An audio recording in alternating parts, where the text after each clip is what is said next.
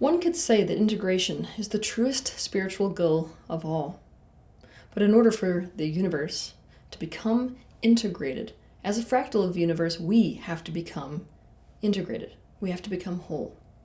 The way that we will manage this integration is by loving ourselves completely. What that means is that we have to pull close and see the value in any aspects of ourselves that we have pushed away.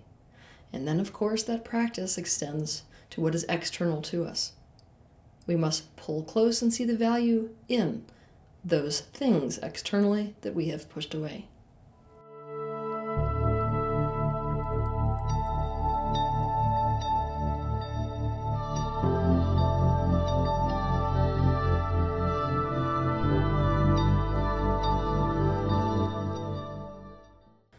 For most of us in the world, this process that we go through in order to grow up is not simply a process that we go through whereby we mature and we just take on all of the positive aspects of what it means to be an adult.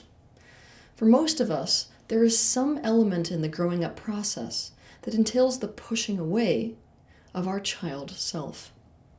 And when we do this, we aren't just gaining the positive attributes of adulthood, we're losing all the positive attributes of childhood.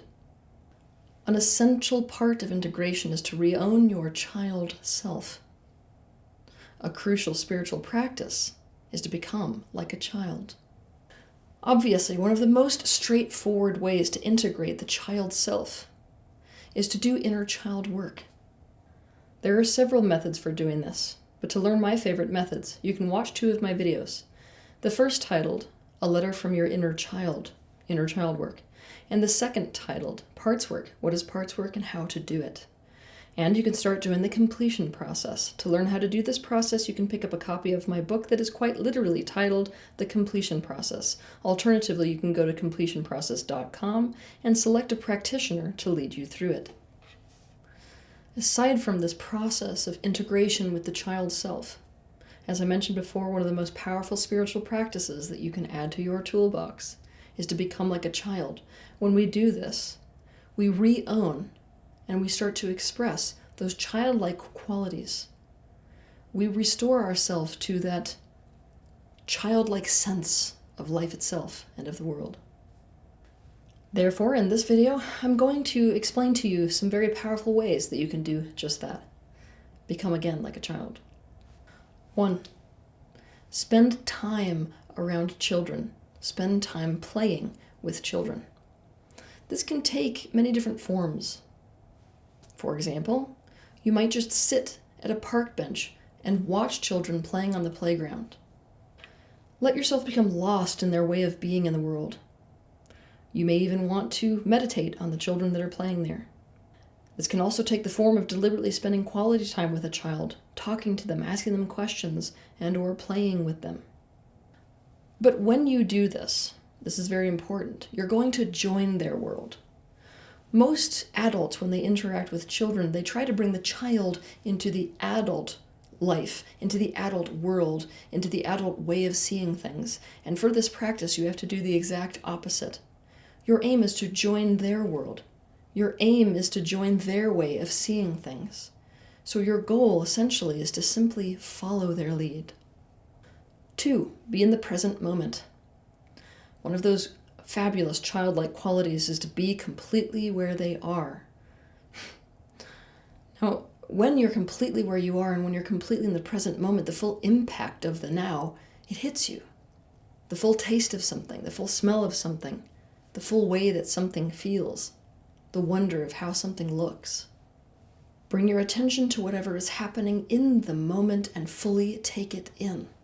Really be there. 3, play. I think play is one of those things that really defines childlike behavior, don't you think? Now, play is something that is natural and intrinsic to us. We don't need a reward in order to play. Play is something that we have this natural incentive to do.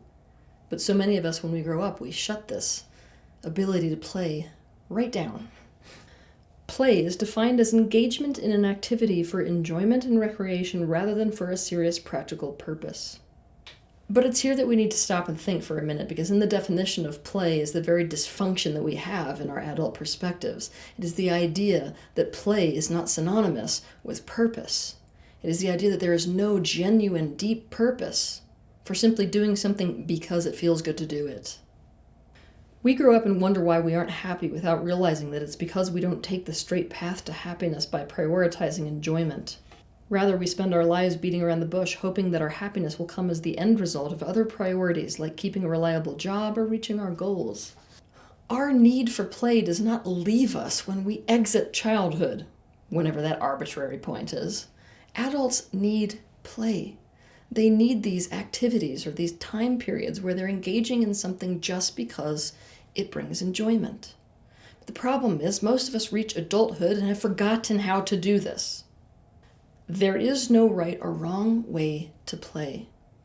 It can take the form of a game of poker. It could be playing a sport like volleyball.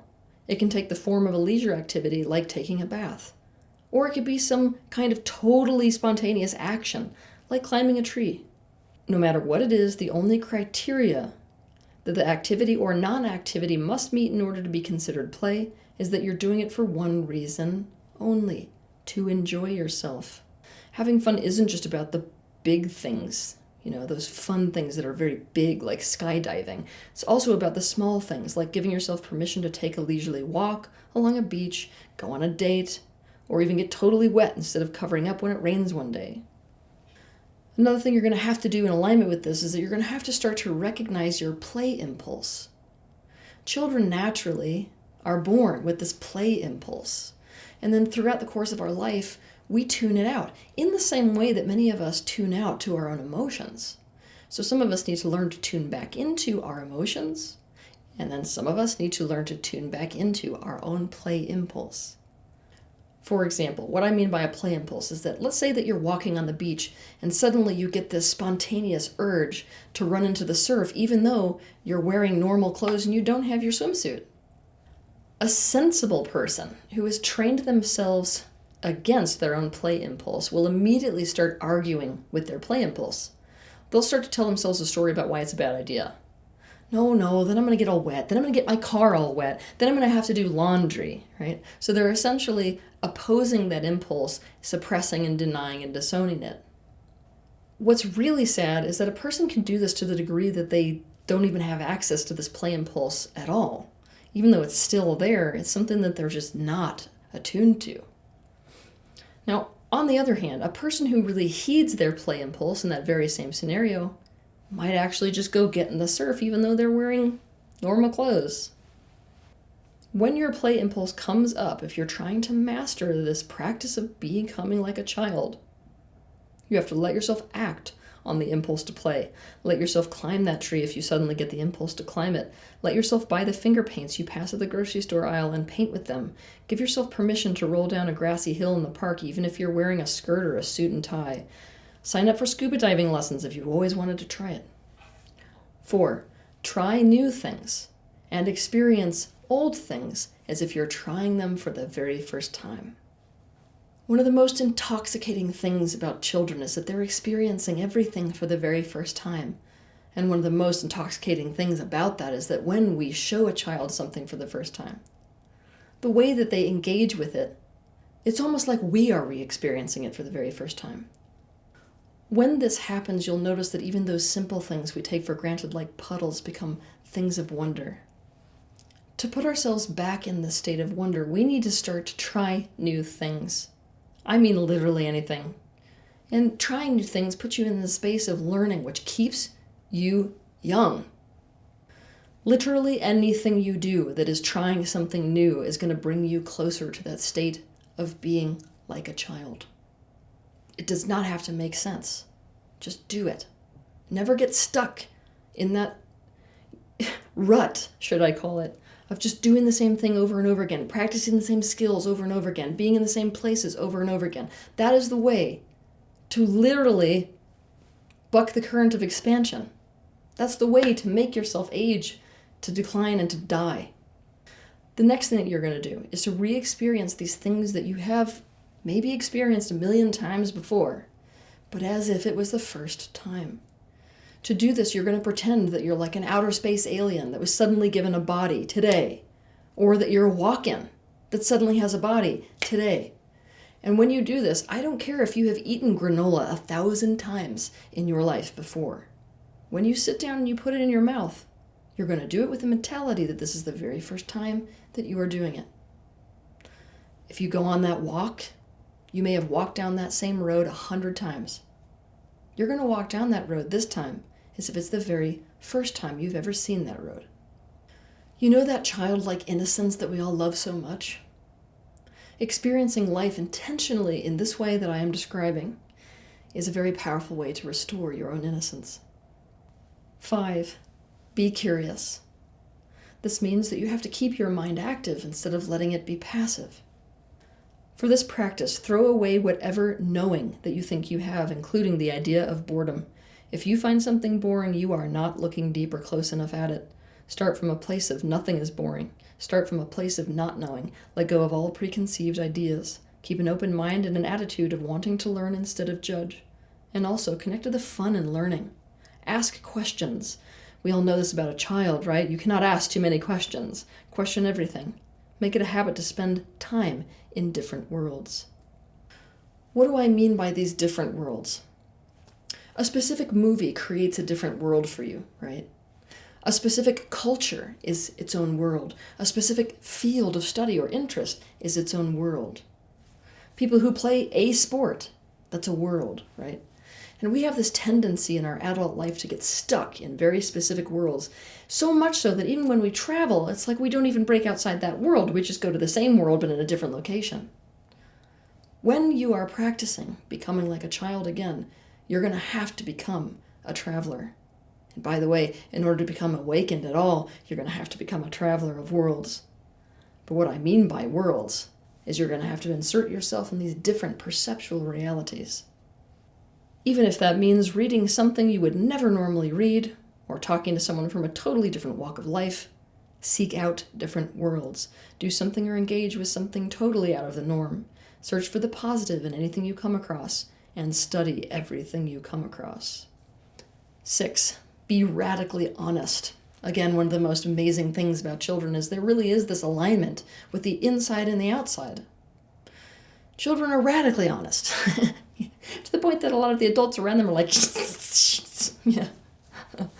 But if we're going to practice becoming like a child again, we need to restore ourselves to the sense of honesty. Whenever you encounter a situation where you are tempted to be strategic, be honest instead. Even if all you feel like you're capable of at this moment is being totally, brutally, and radically honest by writing your truth in a journal. You need to reestablish that connection between your awareness and that very powerful personal truth that's very immediate. Adults feel the pressure to behave in ways that are counter to their own truth.